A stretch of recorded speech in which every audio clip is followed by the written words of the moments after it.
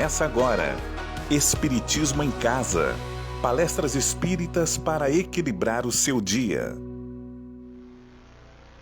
Bom dia. Obrigado.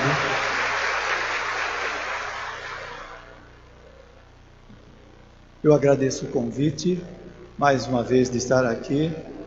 Agradecemos aos benfeitores que possam nos ajudar a sair mais enriquecidos com os ensinamentos do Espiritismo. Eu vou me basear nessa palestra no livro Respostas da Vida, de André Luiz, psicografado por Chico Xavier. Se nós pensarmos que a espiritualidade superior trouxe esse livro através do espírito André Luiz e Chico Xavier, a espiritualidade superior tinha razões para trazer esse material.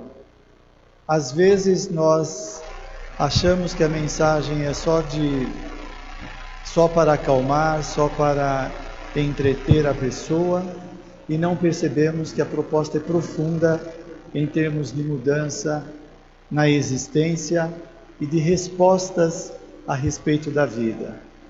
A espiritualidade, quando traz alguma coisa para nós, eles estudam muito profundamente o quanto isso vai ser útil às pessoas.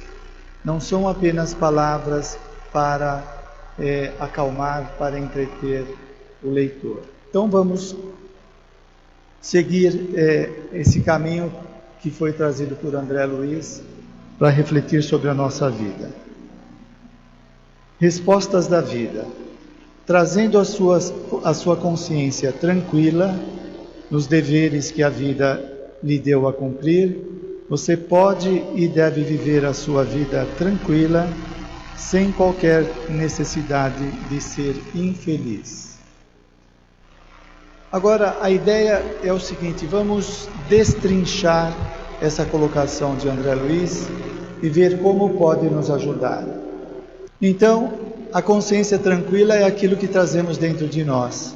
Se nós guardamos imagens de coisas que nós fizemos perturbadoras, isso atormenta o indivíduo.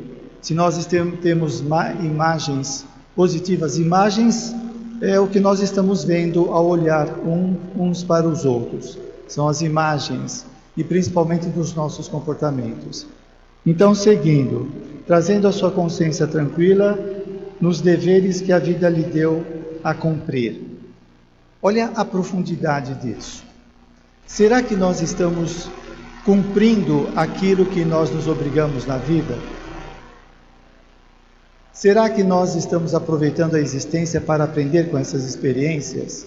Você pode olhar para a sua vida e falar: mas o que está acontecendo demais que eu deva me preocupar? Qual é a importância dos problemas que eu tenho no emprego ou na minha família para a minha existência? Então vamos seguir os ensinamentos do Espiritismo. O Espiritismo amplia a nossa visão, sai da visão restrita, fragmentada, e fala que quando nós reencarnamos na vida espiritual, a reencarnação é programada de acordo com a nossa ficha evolutiva. Se é programada, é elaborada da melhor forma para o indivíduo trabalhar questões pessoais, problemáticas que precisam ser vencidas e também desenvolver qualidades. Porque veja bem, a reencarnação não é só a pessoa nascer e ela está aqui e pronto.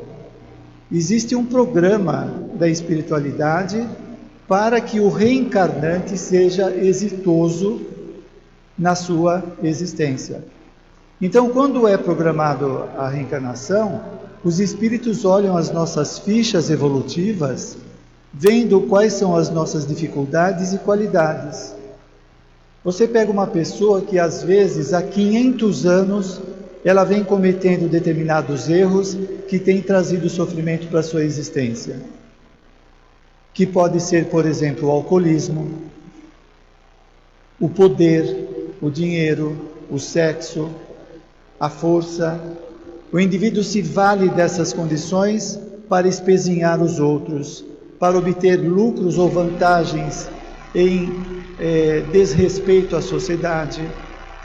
Então, quando eu começo a reincidir nos meus erros passados, eu começo a complicar mais ainda a minha vida. Por quê? Porque os erros cometidos nas existências passadas e na vida presente ficam registrados dentro da minha mente. E se eu cometi erros gritantes, isso me torna uma pessoa problemática. Então, quando você pega uma pessoa que tem transtornos mentais, transtornos de conduta, não é um azar que ela teve de nascer daquele jeito. Aquilo é resultado do que ela fez em existências anteriores, como também daquilo que ela está fazendo na vida atual. Se você pega uma pessoa que fica brigando com todo mundo, desafiando, maltratando, o que essa pessoa está construindo na vida dela? Tormentos. Porque o que o Espiritismo fala sobre o mundo espiritual? Que os espíritos malfeitores se aproximam de nós por conta da sintonia. Se eu sou uma pessoa que faço mal, eu entro em sintonia com espíritos doentes, que vão me atormentar através da obsessão, através de pesadelos, através de perseguições, deixando que eu tenha uma vida bastante atrapalhada por conta da minha conduta. Então, quando se fala aqui da consciência tranquila com os deveres que temos na existência, é isso. Nós temos que vencer o homem velho. O que é o homem velho?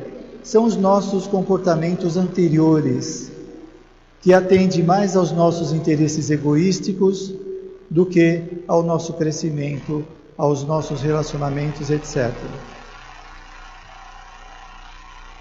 Então, vamos ver se agora faz sentido. Trazendo a sua consciência tranquila, é um exercício constante de guardar coisas boas na cabeça. Se eu maltratar alguém, aquilo fica registrado na minha mente e me atormenta. O bem que eu faço também gera equilíbrio na minha personalidade. Então, tem que ter um esforço, tem que abrir mão de coisas que a gente está acostumado a fazer e não agrega mais nada na nossa personalidade. Por isso que eu falei que os benfeitores avaliam muito bem a programação reencarnatória, é para que o indivíduo tenha êxito, ele saia daqui exitoso, chegue na vida espiritual, dê continuidade às suas tarefas, aos seus projetos de crescimento, etc. Bom, então a consciência tranquila nos deveres que a vida lhe deu a cumprir. Talvez o que a vida te deu a cumprir seja cuidar do marido complicado, da esposa complicada, do filho rebelde. Talvez seja você ajudar os seus funcionários na sua empresa, a sua empregada ou o seu chefe. Estes podem ser os trabalhos a se realizar. Não pense que esta pessoa difícil que está do seu lado caiu de paraquedas. E foi um erro. Apareceu, agora eu tenho que aguentar. Não, na vida espiritual nós pedimos que tivéssemos com aquela pessoa para resolver as pendências do passado. Por que resolver as pendências? Se eu não resolvo, elas ficam na minha mente gerando tormentos. Então eu preciso resolver e enfrentar a situação difícil. Quando no Evangelho fala para amar os inimigos, não quer dizer que nós vamos amar os inimigos como amamos os amigos. Mas amar aos inimigos é não desejar o bem dele, o mal deles. Isso já é um processo de melhoria pessoal. Então, se tem uma pessoa difícil na sua vida, talvez você deva indagar: o que eu tenho que aprender com ela? O que eu posso fazer para melhorar a minha relação com ela? E o que a gente faz em termos de comportamento, a gente vai fazendo vagarosamente uma aproximação. Se antes eu nem cumprimentava aquela pessoa difícil, agora eu passo a cumprimentar. Bom dia, boa tarde, oi. É um contato que eu tenho com a pessoa, mesmo que eu não goste. E você pode pensar: mas aí eu estou sendo falso de cumprimentar uma pessoa que eu não gosto. Não, você não está sendo falso. Você está aprendendo a gostar da pessoa. E para aprender tem que enfrentar a situação de não gostar, até transformar esse não gostar em gostar, que é um processo de aprendizado. Então, olha só, gente, vocês já viram aquela frase que algumas pessoas dizem, nos espíritas, né? Bom, deixa eu tolerar minha esposa essa vida, porque na próxima não quero voltar com ela. A esposa diz isso do marido, né? Deixa eu aguentar ele, que na próxima não quero nem chegar perto dele. É muito ingênuo isso, né? Se você tem dificuldade com essa pessoa, vai aprendendo a lidar com ela, porque você vai ter que resolver as pendências com ela. Olha só a lógica. Como você acha possível você ser uma pessoa perfeita não amando alguém? Não dá. Nós vamos ter que aprender a amar todas as pessoas do nosso processo evolutivo. Mas é que muda os sentimentos, então calma lá, olha só. Hoje tem uma pessoa que você não suporta estar junto dela. Aí você desencarna. Na vida espiritual, quando nós saímos fora do corpo, nós ficamos mais sensíveis, depende do espírito, é claro. A pessoa tem mais compaixão, tem mais respeito pelo outro, ela cai em si e reconhece os seus próprios erros, as suas próprias dificuldades. Aquela pessoa que era tão difícil para ela, ela olha com outros olhares. Por quê? Porque ela está numa condição melhor. Então aquela pessoa difícil não é tão difícil como era antes. Muda, depende da mudança de valores da pessoa.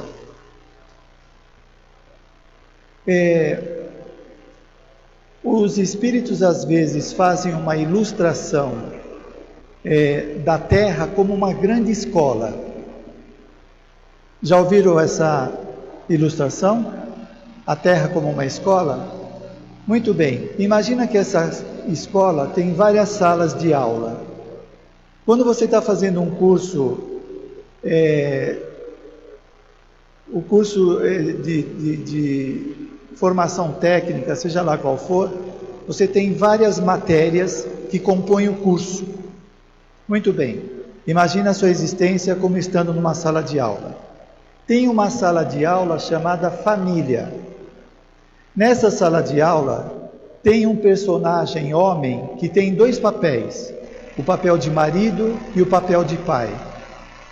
Tem uma outra personagem chamada mulher que tem o papel de mãe e de esposa. Ela tem que exercer esses papéis. Quando ela exerce esses papéis, ela aprende qualidades desse papel de mãe e de esposa. O marido, o homem de marido e de pai. E os filhos têm o papel de filhos. Eles vão aprender com os pais regras, conduta moral. Então, nessa instituição chamada família, nós temos várias aulas de aprendizados pessoais. Por exemplo, nesta sala em que estamos acompanhando a palestra, nós estamos aprendendo sociabilidade. Por quê? Porque para estar perto um do outro, tem que ter a capacidade de se socializar. Quando você chega no centro e cumprimenta alguém com um abraço, com um beijo, isto é um exercício de afeto. Quanto mais você vai treinando afeto, mais amoroso vai ficando e mais superação da timidez vai havendo. Então, em tudo, nós estamos aprendendo várias lições para o nosso crescimento. Se você está num corpo deficiente, é uma disciplina difícil que você está aprendendo para te educar.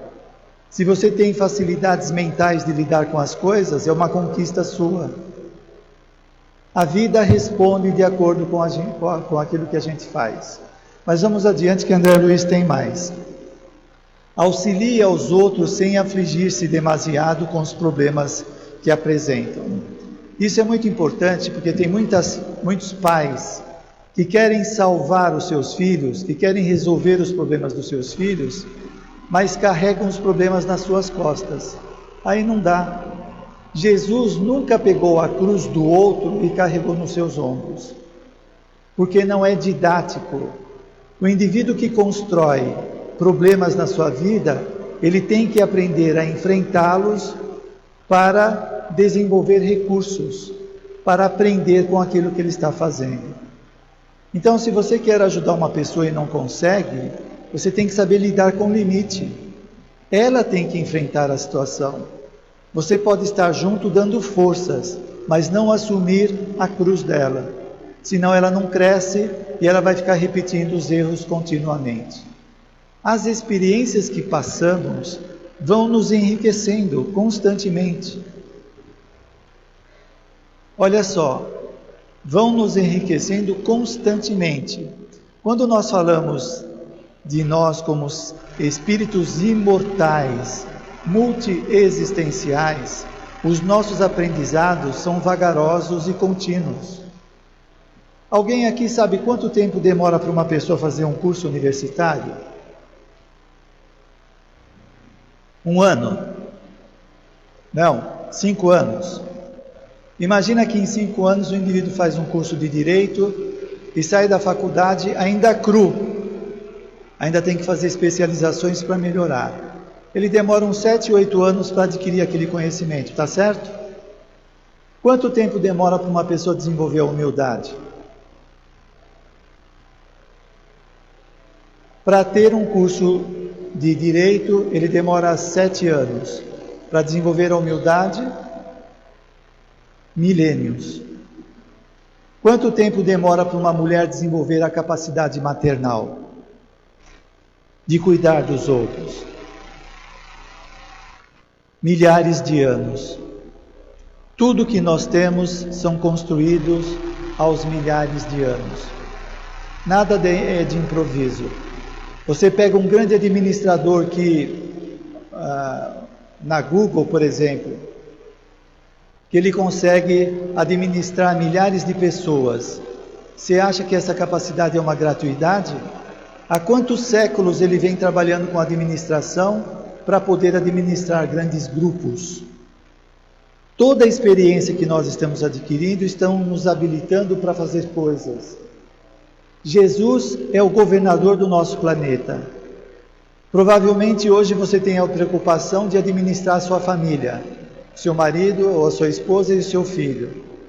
Se você trabalha numa empresa, você poderá administrar 10 pessoas. Se você entra numa área política, você poderá administrar uma população. Jesus administra um planeta. Nós estamos adquirindo habilidades para trabalhos cada vez maiores. Então, tudo tem uma finalidade. Tem um caso interessante no livro de André Luiz de obsessão espiritual. Vocês sabem o que é obsessão?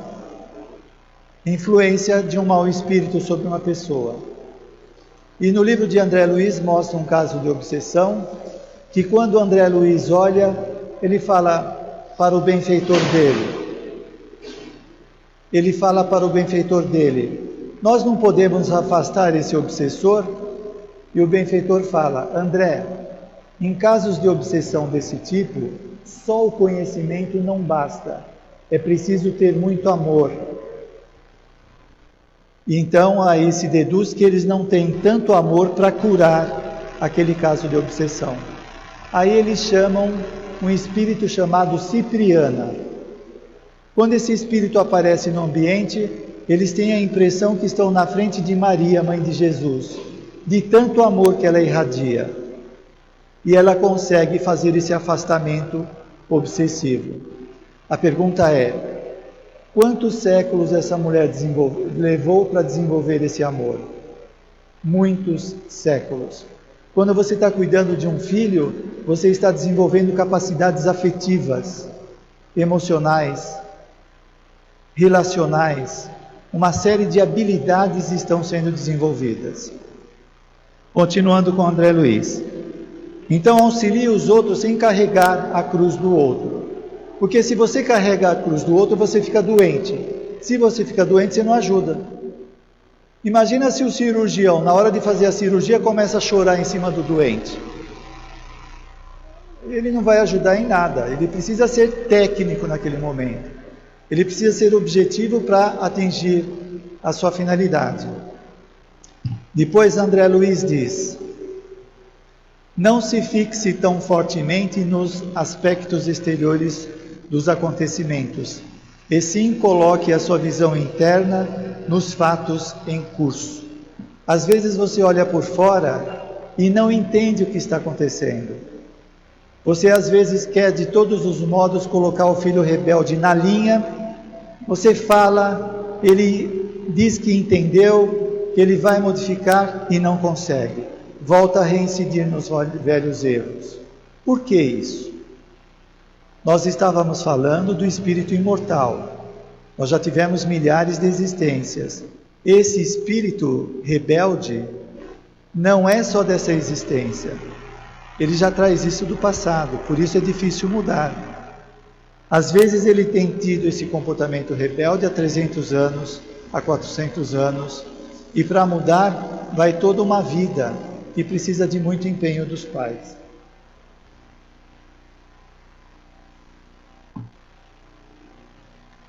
Se você experimentou algum fracasso na execução dos seus ideais, não culpe disso senão a você mesmo, refletindo na melhor maneira de efetuar o reajuste.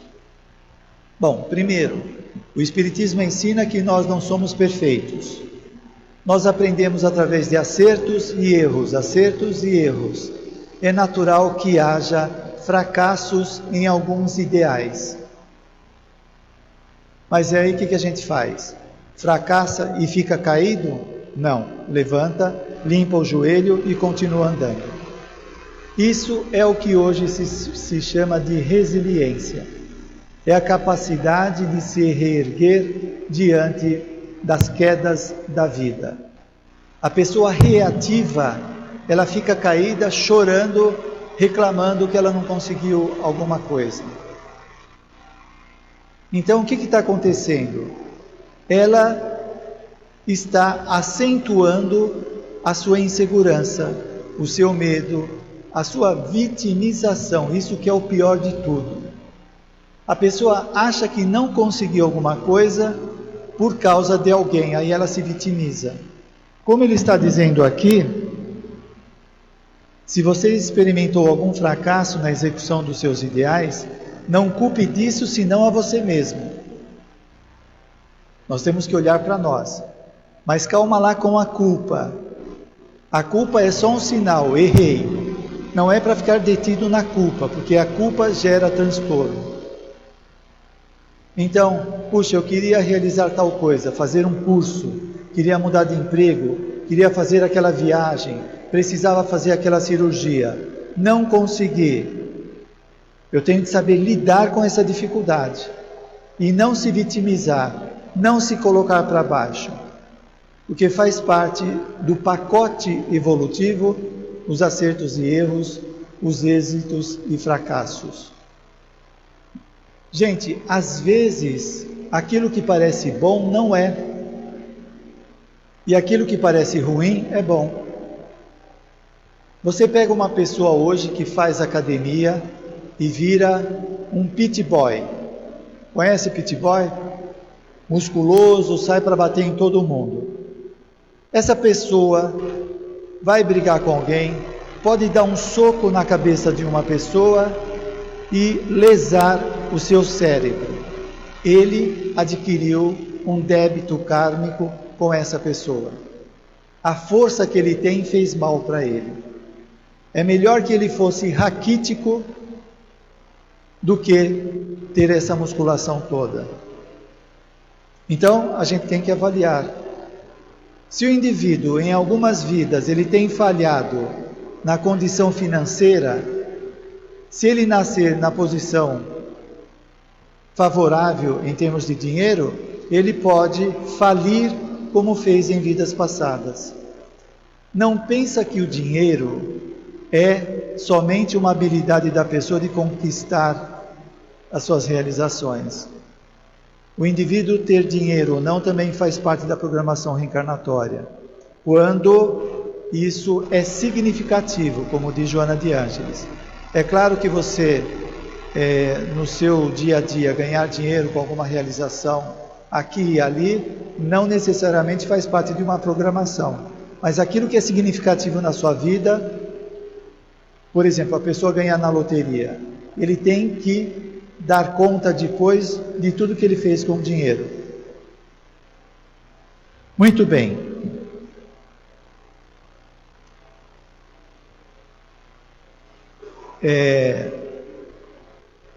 Se você experimentou algum fracasso na execução dos seus ideais, não culpe disso senão você, refletindo na melhor maneira de efetuar o reajuste.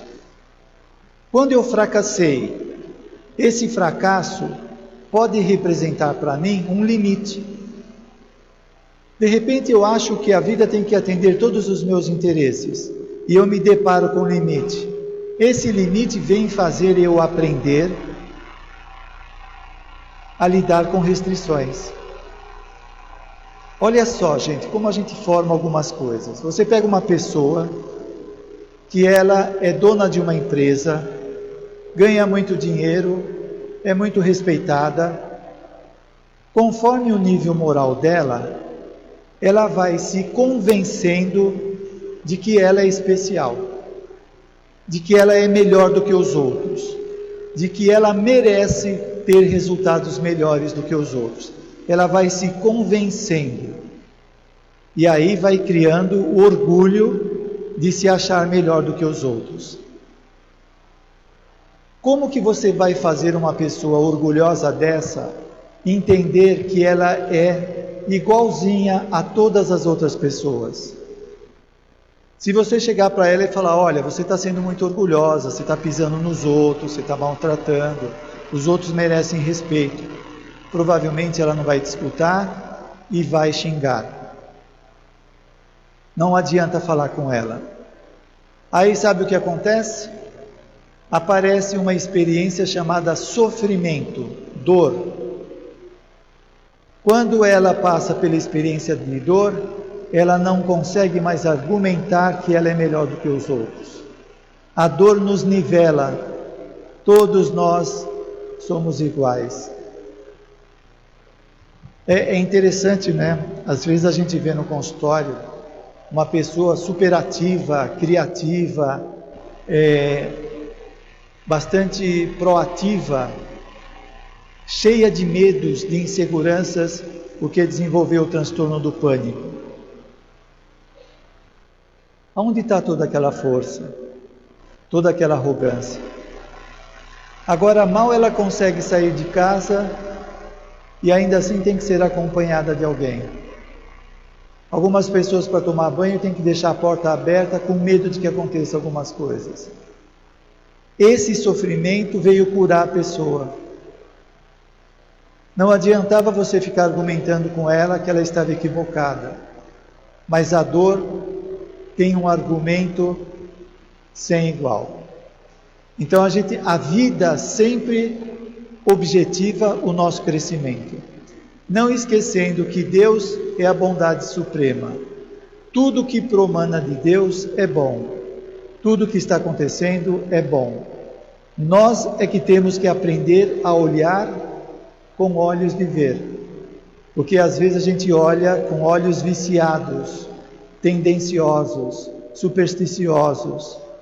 Então a gente tem que aprender a ampliar a nossa consciência e entender por que eu tento de todos os modos ter uma promoção na empresa e eu não consigo.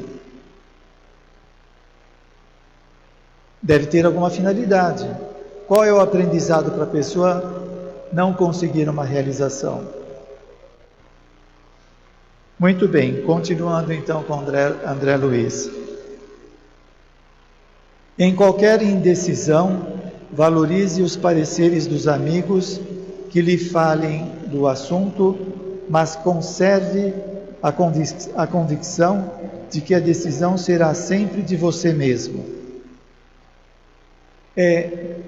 Quando nós estamos atormentados, nós perdemos a capacidade de entender as coisas. Vou dar um exemplo. Alguém já teve dor de dente latejando? Dói? Dói. Alguém já teve cólica renal? Dói. E muito. Eu já tive tudo isso. Quando você está com dores, você é criativo, expansivo, sociável, amistoso? Não. Por quê? Porque a mente fica focada na dor.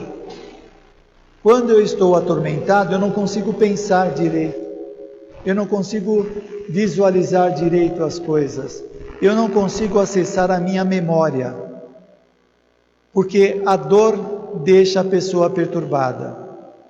Então, quando nós estamos numa indecisão e às vezes atormentados, nós não conseguimos vislumbrar um caminho.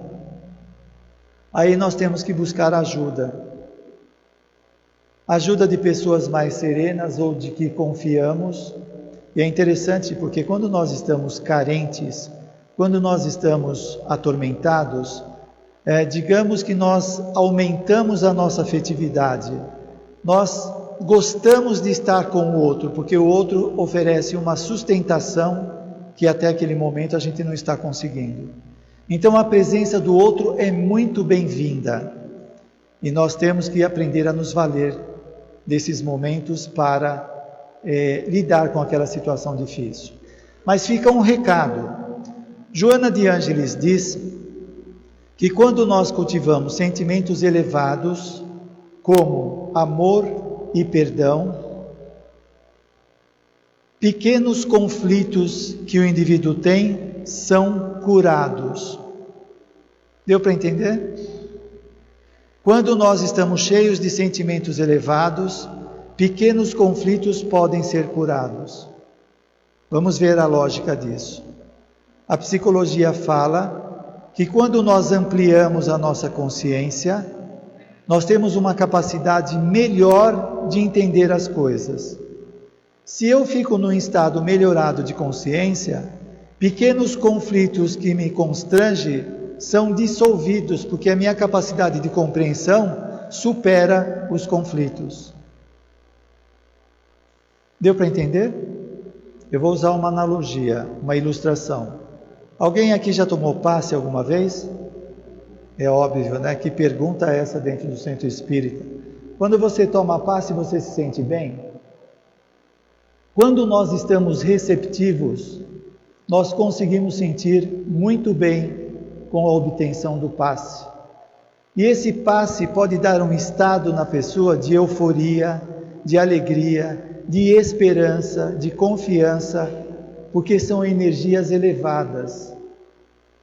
Essas energias elevadas dissipam as nossas energias densas e a gente fica num estado melhorado. Muito bem. Esse estado melhorado é esse estado de consciência ampliado. Quando nós estamos nele, nós ficamos melhores nas nossas condições cognitivas. E Joana de Ângeles ainda continua. Nesse estado de sentimentos elevados, nós temos mais perspectivas positivas a respeito da vida. Nós somos mais sociáveis, mais amistosos, tudo melhora em nós. Você pega uma pessoa paranoica, se você olha nos olhos dela, ela acha que você está julgando ela. Por quê? Porque ela está atormentada. Se ela estiver num estado bom de consciência, ela te olha nos olhos com serenidade, sem se atormentar. Por quê? Porque esse estado melhorado de consciência torna o indivíduo mais autoconfiante.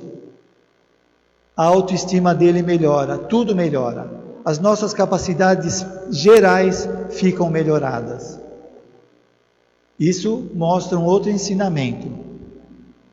Algumas coisas que estamos enfrentando que nos atormentam, elas atormentam não tanto pelo que está acontecendo, mas por conta do estado mental em que nos encontramos. Às vezes a gente está carregando alguns conflitos que dificulta entender o que está acontecendo. E aí nós começamos a entender a proposta ímpar de Jesus vigiai e orai. Vigiai, prestar atenção em si mesmo. Eu estou alimentando pensamentos negativos, eu estou brigando mentalmente com uma pessoa, eu estou disputando uma coisa desnecessária, eu estou ruminando ideias. Eu preciso perceber isso e começar a modificar esse comportamento. E orai. Quando eu oro, eu entro num estado de consciência mais elevado, num estado pessoal de mais confiança, de mais amorosidade. E aí o que acontece quando a gente amplia o nosso estado pessoal? Nós entramos em sintonia com espíritos mais elevados. Quando nós estamos atormentados, nós entramos em sintonia com espíritos doentes. Então, a gente vê uma amarração nos ensinamentos do Espiritismo muito grande. Quando se fala para modificar o comportamento, não é para ser bonzinho, é para ser equilibrado. Quando eu me torno uma pessoa melhor, as minhas vibrações, as minhas intenções, as minhas atitudes ficam melhoradas. Quando eu estou melhorado, as minhas energias fazem com que eu capte coisas boas no meu meio ambiente. Fazendo uma ilustração, no livro de Manuel Filomeno de Miranda, ele mostra um grupo de senhoras que uma vez por semana se põem a fazer preces para os necessitados. E elas começam semanalmente a fazer as suas preces. E Manuel Filomeno de Miranda, que é um espírito, ele fala que com o passar do tempo, estas preces começaram a atrair espíritos interessados no progresso da humanidade. Esses espíritos passavam na casa dessa mulher e deixavam as suas energias criativas, consoladoras no ambiente. Isso proporcionava o quê? Uma esperança nessas mulheres, uma alegria de viver muito grande, através das preces que ela fazia. O que acontece em nossa casa quando nós ficamos reclamando, lamentando, brigando, xingando? Nós vamos atrair espíritos doentes, perturbados, que vai sentar com você no seu sofá, na sua mesa, vai comer junto com você e daí por diante. É coerente, é o estado do indivíduo comportamental, as suas buscas, as suas realizações que provocam essa situação. E aí alguém poderia dizer, mas isso é uma covardia, eu não estou vendo o que está acontecendo, eu estou sendo atacado. Nós estamos aqui para evoluir, nós temos que buscar conhecimento, temos que buscar informações, temos que estudar para entender melhor a nossa vida. Infelizmente, algumas vezes, o sofrimento é o primeiro passo do conhecimento. Por exemplo, muitas pessoas buscam a casa espírita por causa da obsessão. Então o sofrimento despertou ela para buscar ajuda, porque por conta própria ela não vai. Então nós temos que fazer uma leitura diferente desses acontecimentos. Nosso tempo ainda, estamos em tempo, né?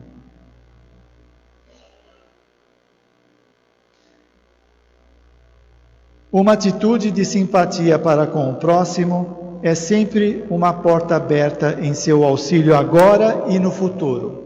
Agora e no futuro. Joana de Ângeles diz que tudo aquilo que é significativo na vida tem a lei de causa e efeito funcionando em nossas vidas. Significativo, por exemplo, você sai do centro, tropeça e torce o seu pé. Isso não é significativo, isso é um acidente natural. Mas digamos que você saia, tropece na calçada, quebre a perna e fica 6 meses de cama. Isso é significativo. Isso não é à toa, isso não é só um acidente. Por quê? Porque este acontecimento poderá ter uma série de repercussões na economia familiar. Poderá mobilizar várias pessoas, ou uma doença, ou um desemprego, O indivíduo às vezes fica 2, 3 anos desempregado, e isso vai trazer nele uma série de consequências negativas. Por quê? Porque ele vai se avaliar como incompetente, vai mexer na autoestima, mexer na autoconfiança, e isso é significativo. Isso compromete a vida do indivíduo. Então, provavelmente pode ser um fator kármico que esteja acontecendo. Veja, nós espíritas levamos em conta as vidas anteriores e a vida presente. Elas estão conjugadas, não estão dissociadas. Há uma sequência entre as vidas anteriores e a vida presente. Voltando ao tema, uma atitude de simpatia para com o próximo. Uma atitude de simpatia é um comportamento.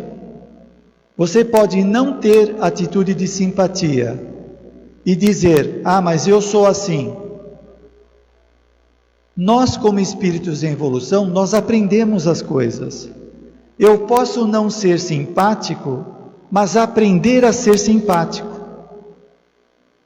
Aprender a ser simpático é dominar os meus comportamentos antipáticos.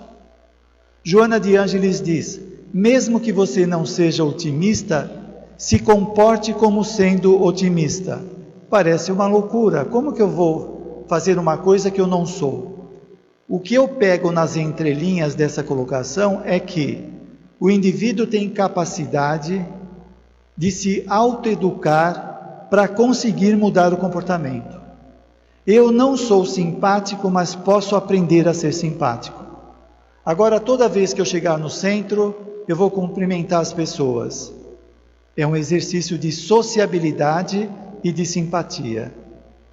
Eu vou aprender a ser simpático, a dar um sorriso, a segurar na mão.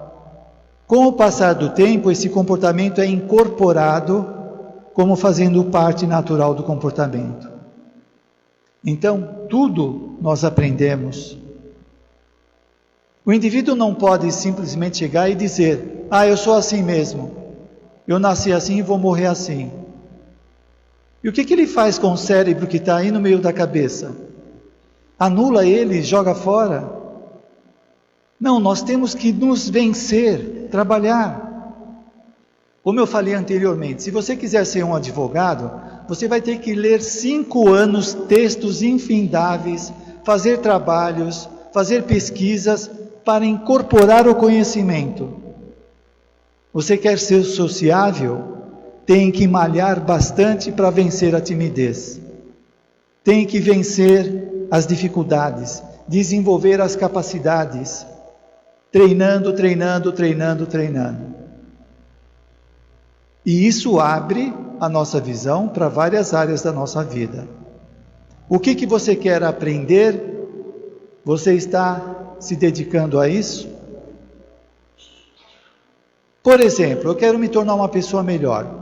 Fala-se muito de reforma íntima. Eu quero ser uma pessoa melhor. O que eu faço para ser uma pessoa melhor?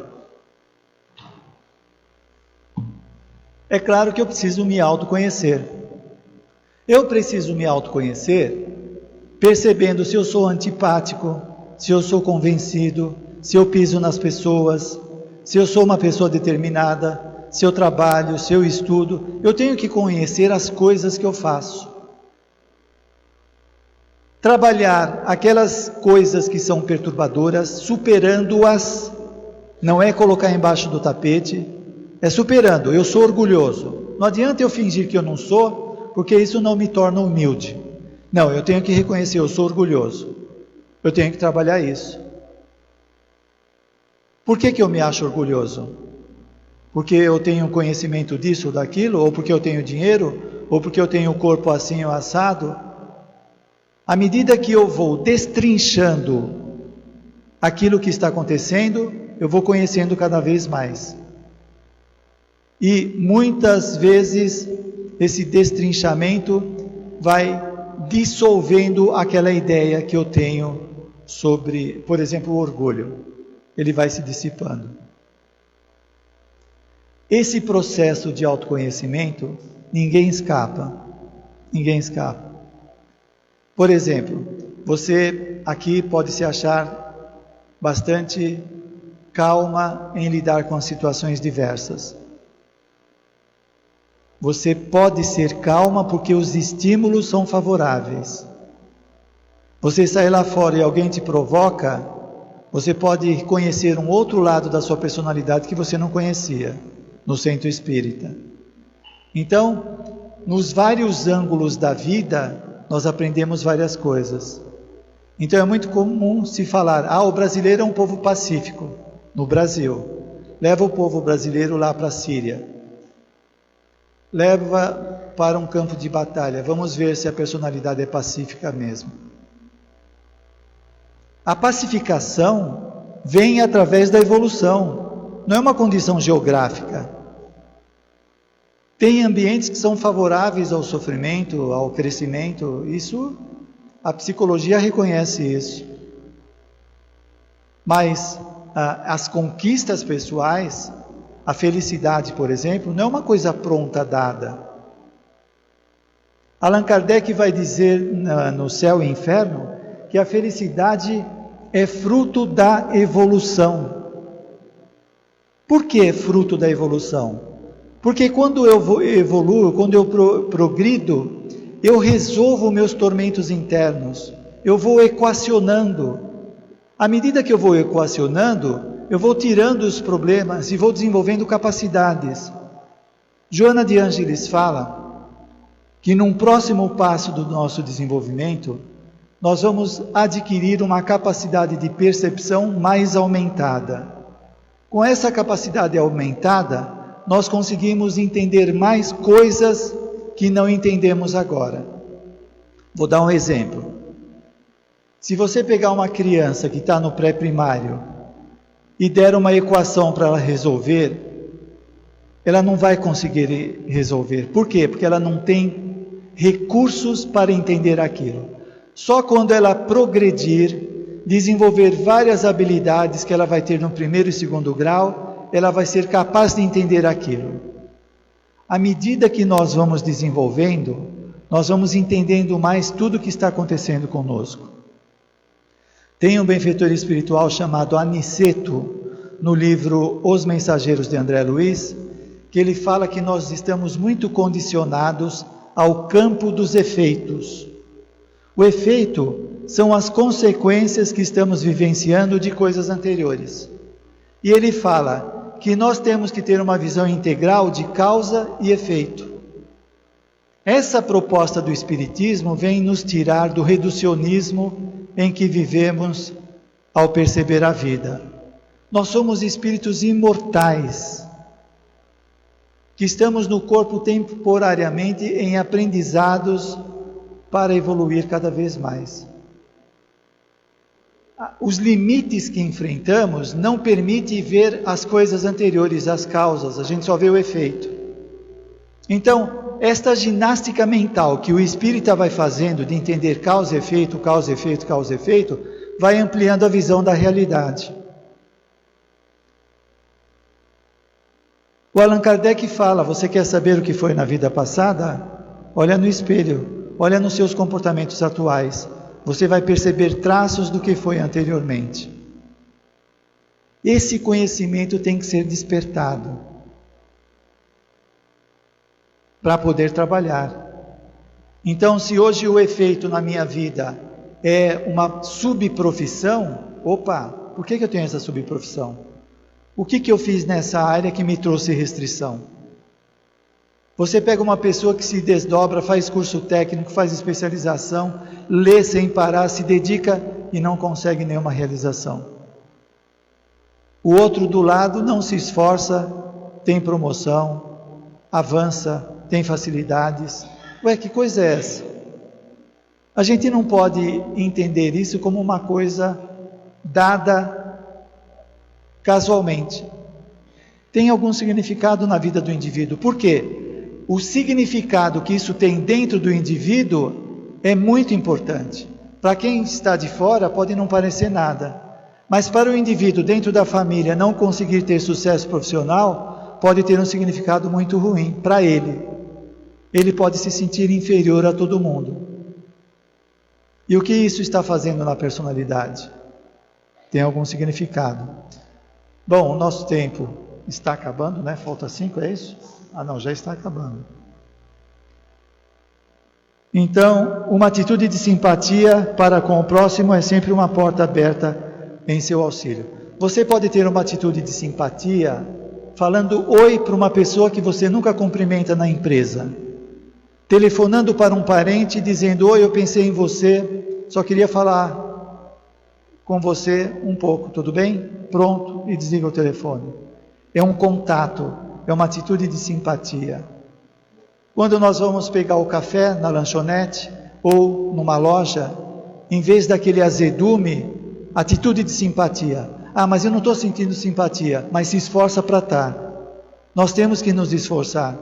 Nós não podemos simplesmente ser instintivos, nós temos que ser racionais. Assim nós conseguimos afetos com as pessoas. Nós nunca sabemos quem serão essas pessoas na nossa vida. Se você quer ter uma ideia dessa questão, veja o livro Nosso Lar, de André Luiz.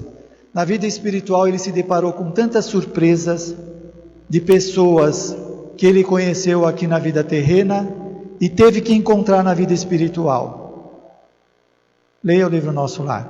Muito obrigado pela atenção, tenha um boníssimo domingo e até a próxima vez. Você acompanhou Espiritismo em Casa.